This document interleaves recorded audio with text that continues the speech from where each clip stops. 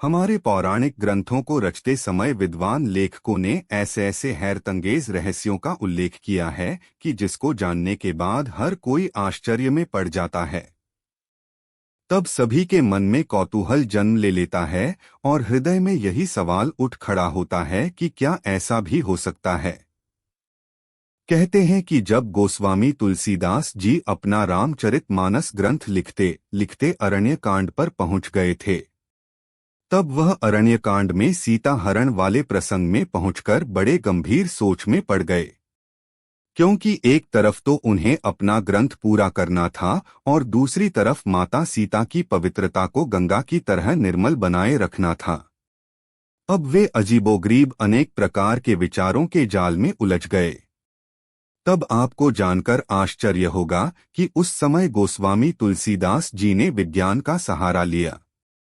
कहते हैं कि उन्होंने विज्ञान से जुड़ी हुई तमाम पुस्तकों के पन्नों को पलट डाला। मानस मर्मज्ञ काव्यानंदन कहती हैं कि उन्होंने विज्ञान का विस्तार से अध्ययन ही नहीं किया बल्कि एक अनोखा शोध कार्य भी कर डाला।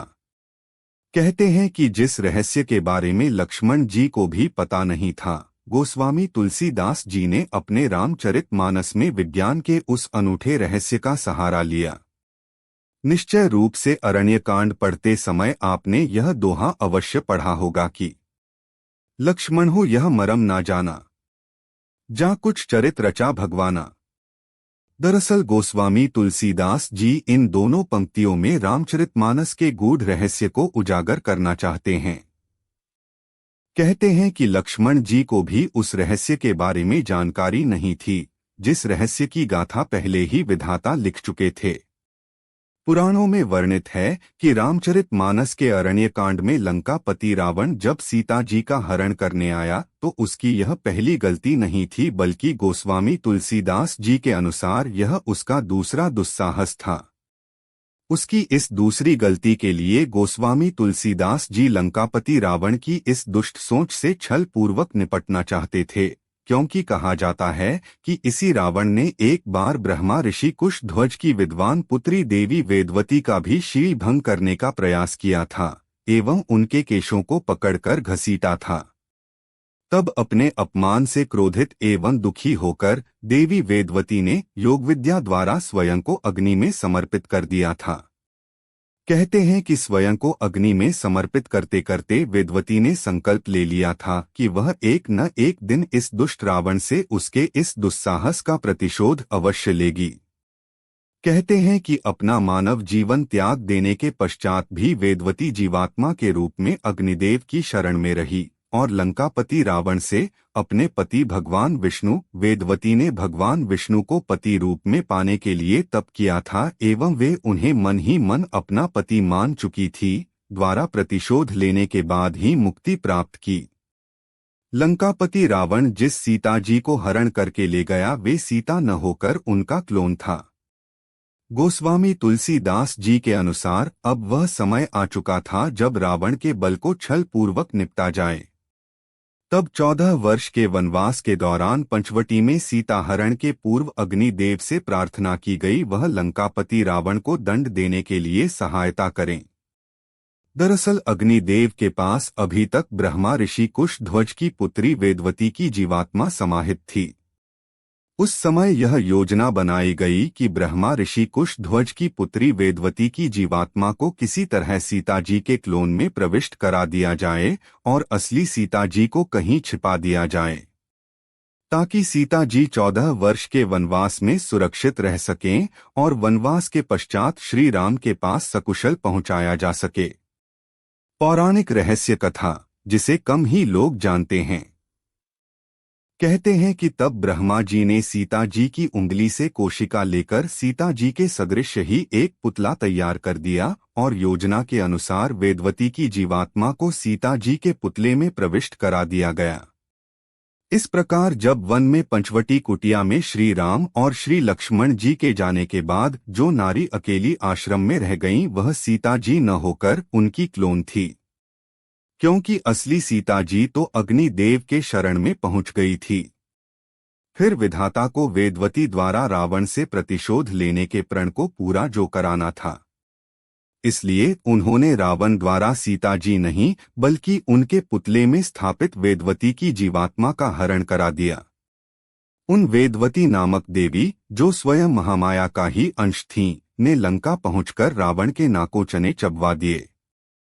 रावण क्यों भय खाता था सीता जी के पास जाने से? रामचरितमानस के कई प्रसंगों में सीता जी के क्लोन का रहस्य उजागर होता है। इस बात का तो पुराणों में स्पष्ट वर्णन भी किया गया है कि लंकापति रावण ने सीता जी को अपने महाद्वीप लंका में अशोक वाटिका में कैद करके रखा था। कहते हैं कि रावण जब भी सीता जी पर अत्याचार करने के लिए आगे कदम बढ़ाता था तो धरती में से एक अग्निज्वार फूट पड़ता था, जिसमें भस्म हो जाने के भय से रावण वापस भाग जाता था। सीता जी के आस पास अग्नि का पहरा होने का एक कारण यह भी बताया जाता है कि सीता जी के क्लोन में रहने वाली देवी वेदवती की जीवात्मा के साथ सदैव अग्निदेव रहते थे, क्योंकि ब्रह्मा ऋषि की पुत्री वेदवती मृत्यु के पश्चात जीवात्मा रूप में उन्हीं अग्निदेव में समाहित थीं। कहते हैं कि एक बार दुष्ट रावण ने सीता जी को मार डालने का प्रयास किया, लेकिन उसी समय सीता जी के काया के अंदर उपस्थित विद्वान देवी वेदवती ने एक अमोघ महामंत्र पढ़कर दुष्ट रावण की तरफ फेंका, जिसके कारण वह घास के तिनके के समान छिटककर दूर जा गिरा। इसीलिए सीता जी लक्ष्मण जी या हनुमान जी के साथ नहीं आईं। रामचरितमानस में कई बार ऐसा प्रसंग आया कि जब सीता जी पवन सुत हनुमान जी अथवा लक्ष्मण जी के साथ लंका से वापस श्री राम जी के पास वापस आ सकती थीं, लेकिन उन्होंने ऐसा नहीं किया, क्योंकि उस समय वेदवती की जीवात्मा एक निश्चित समय के लिए सीता जी की परछाई में विलीन थी।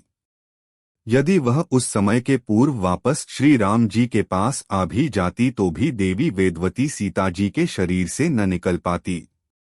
फिर देवी वेदवती को अपने प्रतिशोध स्वरूप रावण का वध जो करवाना था, रावण का समूल नाश ही उनके प्रतिशोध का मुख्य उद्देश्य था। इसलिए जब तक लंका का सर्वनाश न हो जाए तब तक वह वापस श्री राम के पास कैसे जा सकती थी? देवी वेदवती में तमाम वेदों का ज्ञान व शक्ति थी। वह चाहती तो स्वयं भी रावण का संहार कर सकती थी, क्योंकि लंकापति रावण द्वारा वेदवती को अपमानित किए जाने के बाद से ही वह प्रतिशोध की अग्नि में तप रही थी। लेकिन इस बारे में अग्निदेव जी ने देवी वेदवती से प्रार्थना की थी कि लंका पहुंचकर वह ऐसा कोई कार्य न करें कि जिससे सीता जी की परछाई का भेद खुल जाए। फिर देवी वेदवती भी भगवान श्री राम के करकमलों के द्वारा ही रावण को उसके कुकर्मों का प्रतिफल दिलाना चाहती थी। कदाचित विधाता ने ऐसा ही रच रखा था और देवी वेदवती यह बात जानती थी।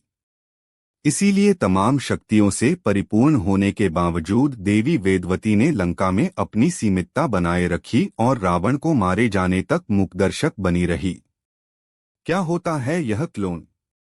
विज्ञान की भाषा में कहें तो क्लोन वैज्ञानिक पद्धति द्वारा किसी जीवित कोशिका से तैयार की गई उसके जैसी ही प्रतिच्छाया है, जिसका रंग, रूप, बनावट असली यानी वास्तविक होने का आभास कराता है। यह क्लोन पशु, पक्षी, पेड़ पौधे, मनुष्य आदि किसी का भी हो सकता है। क्लोन वह प्रतिबिंब है जिसका चेहरा, बनावट आदि वास्तविकता का आभास कराती है। कहते हैं कि देश विदेश के कुछ एक प्राचीन रहस्यमय युद्ध में क्लोन का उपयोग किया गया। दुश्मनों झांसा देने के लिए युद्ध भूमि में राजा का क्लोन खड़ा कर दिया जाता था। दुश्मन की सेना उस क्लोन को असली राजा समझकर उलझी रहती थी। तब तक राजा को अपनी की सेना को सुदृढ़ करने का समय मिल जाता था और वह पुनः संगठित होकर दुश्मन पर पूरी ताकत के साथ हमला बोल देता था और विजय हासिल कर लेता था।